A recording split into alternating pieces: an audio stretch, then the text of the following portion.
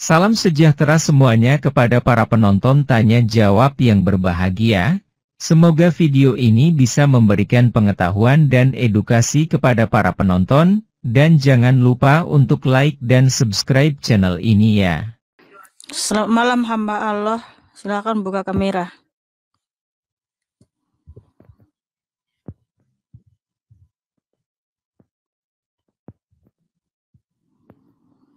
Suaranya nggak ada, cantik.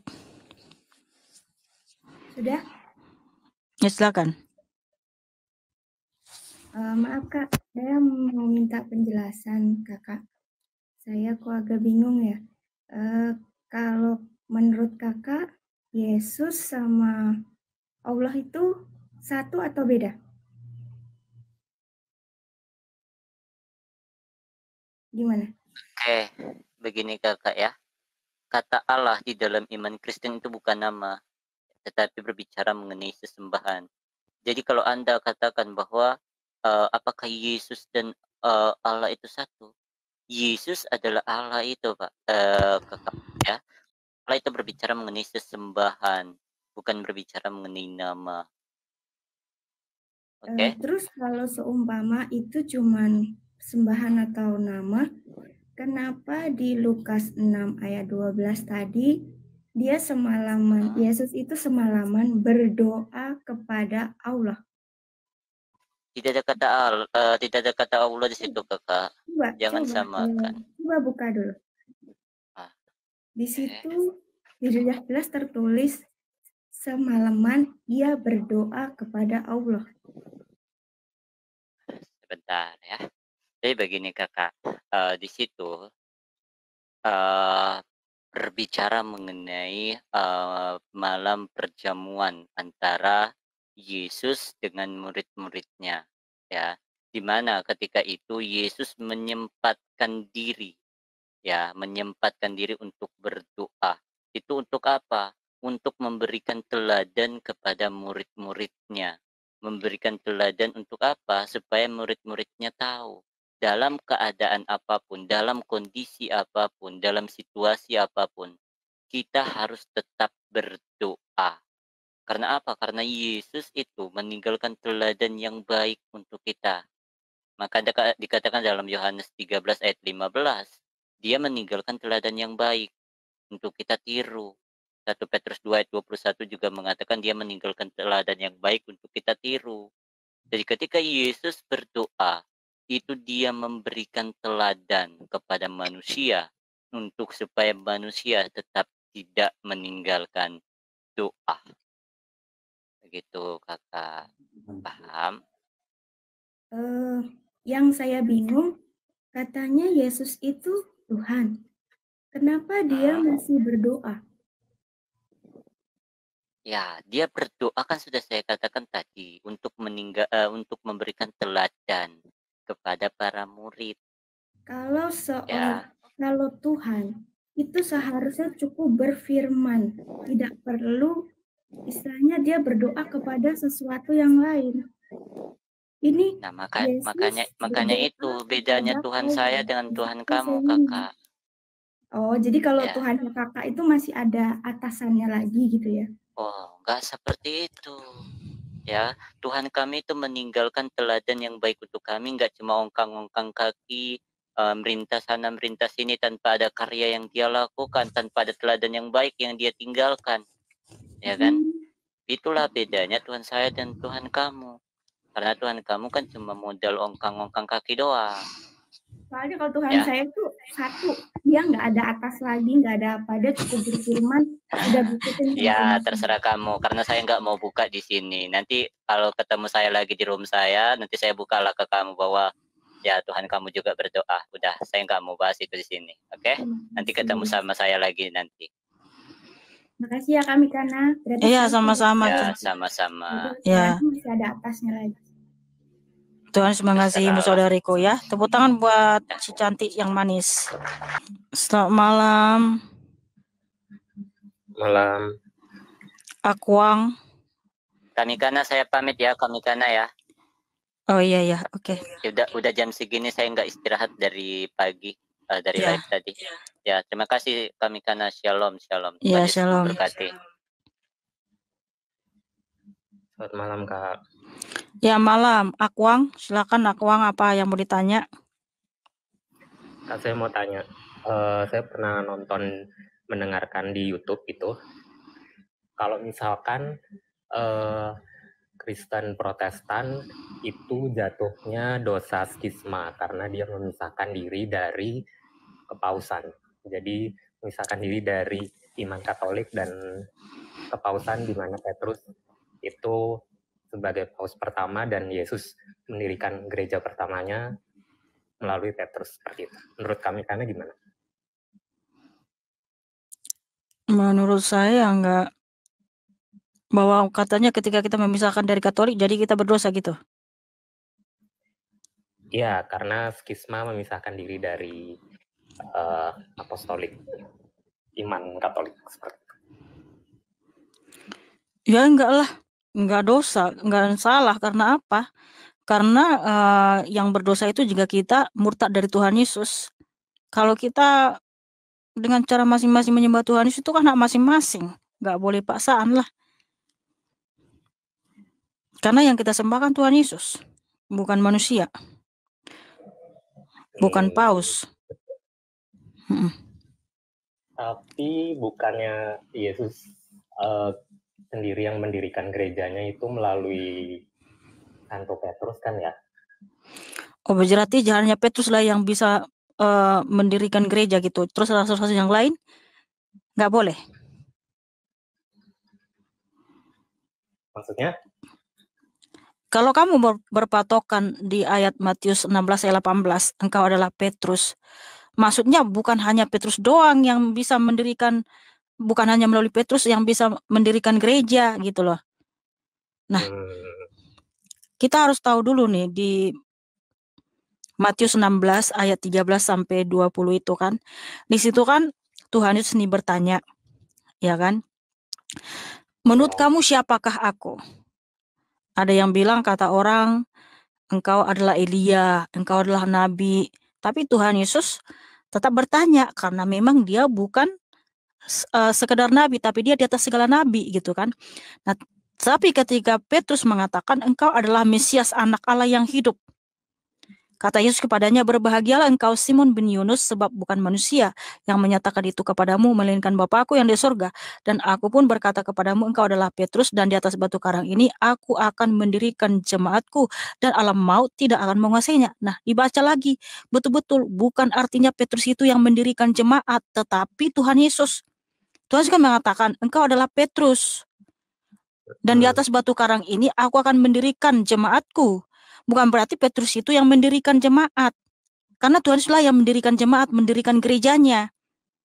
Karena kenapa dikatakan kau adalah Petrus? Karena Petrus ini, yang melalui Petrus ini, dinyatakan bahwa memang Yesus itu anak Allah. Ketika dia datang ke dunia, dia disebut anak Allah, Mesias yang hidup. Bukan seperti yang kalian tafsir, jadinya hanya Petrus. Oh, karena ada Santo Petrus itulah yang mendirikan gereja, lalu harus turun-temurun. Kemudian ada lagi Petrus yang lain, di atas setelah Petrus meninggal, lalu harus ada lagi Petrus untuk kepala dari semua jemaat. Enggak seperti itu. Kalau hanya kalian merujuk kepada Petrus, bagaimana dengan rasul-rasul yang lain? Rasul Thomas, Rasul Paulus, Rasul Yohanes, apakah mereka tidak akan menggembalakan jemaat yang mereka pimpin, yang mereka bawa kepada Tuhan Yesus?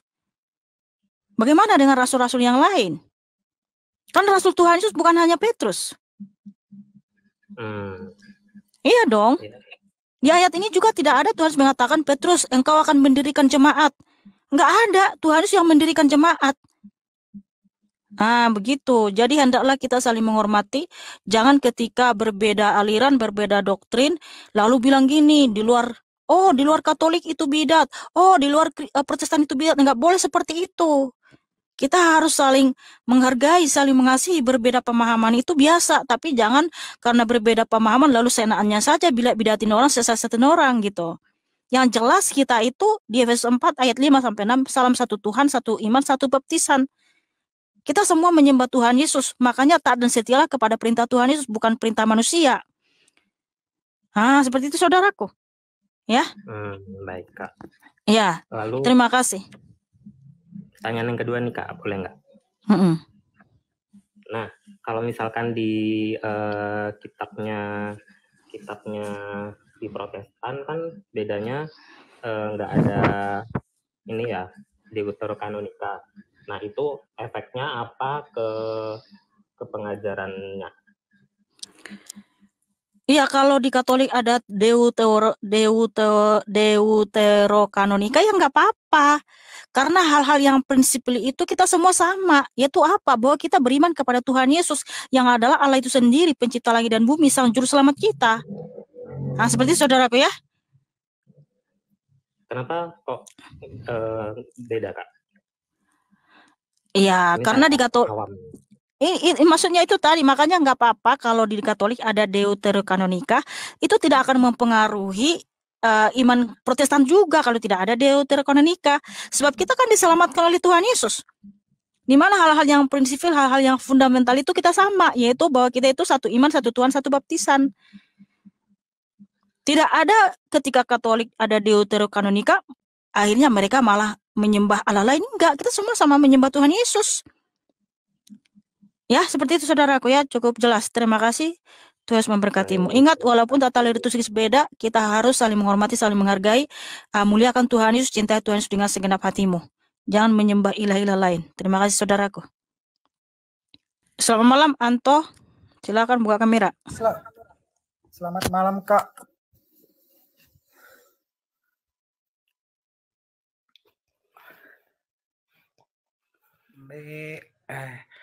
Kak. Iya, apa? Silakan. Di sini kan saya pernah nonton YouTube, itu kan ada debat tentang umat Islam dan umat Kristen. Ya, jadi pertanyaannya gini Kak, Tuhan itu kan Tuhan Yesus itu kan Tuhan. Iya, betul. Kenapa dia bisa mati Kak? Karena Tuhan Yesus yang menghendaki dia harus turun ke alam maut. Dia harus mati dulu untuk turun ke alam maut, sebab dia tidak bisa menyangkali firman-Nya di Kejadian 2:17. Kalau dia memang Tuhan Kak, terus siapa yang mencabut nyawanya Kak? Tuhan berfirman Yohanes 10:18, aku berkuasa memberikannya dan berkuasa mengambilnya kembali.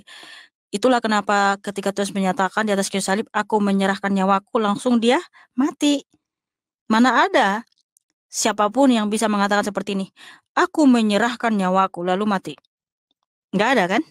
Karena kita nggak berkuasa untuk membuat supaya tubuh kita mati, nggak ada. Nggak ada siapapun yang berkuasa atas dirinya sendiri. Hanya Tuhan Yesus. Jadi Tuhan Yesus yang menghendaki supaya tubuhnya mengalami kematian. Dia turun ke alam maut untuk membebaskan manusia yang telah mati. Supaya kita bangkit. Gitu. Enggak Kak, yang jadi pertanyaannya di sini gini Kak. Kan Tuhan Yesus itu kan Tuhan Yesus itu kan Tuhan. Yang jadi pertanyaannya di sini Kak, siapa yang cabut nyawa Yesus itu Kak?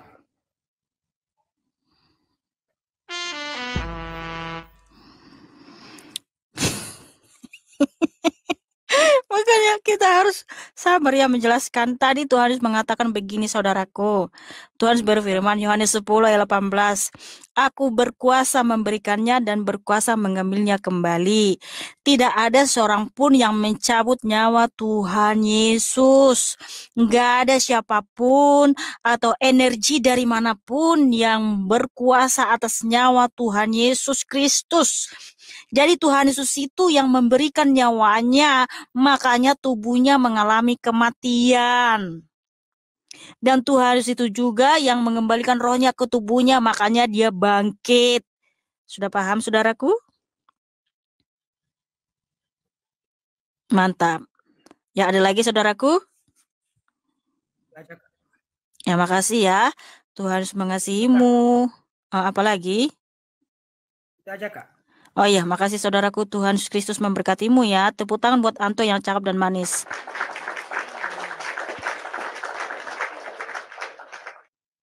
Pada video yang telah kita saksikan bersama ini terdapat beberapa pertanyaan, yaitu tentang apakah Yesus dan Allah itu satu atau berbeda, Terus penanya menanyakan tentang Lukas 6 ayat 12 di mana untuk menjawab pertanyaan ini Mihana mempersilahkan saudara Nats untuk menjawabnya, dan jawaban dari Nats yang menjelaskan tentang ayat itu bahwa ini menyangkut malam perjamuan, padahal kalau dibaca jelas-jelas ayat tersebut mengatakan Yesus pergi ke bukit untuk berdoa tapi kok dikatakan sedang dalam perjamuan. Lalu juga mengatakan Yesus itu berdoa itu cuma untuk memberi contoh dan teladan kepada muridnya supaya tidak lupa untuk berdoa.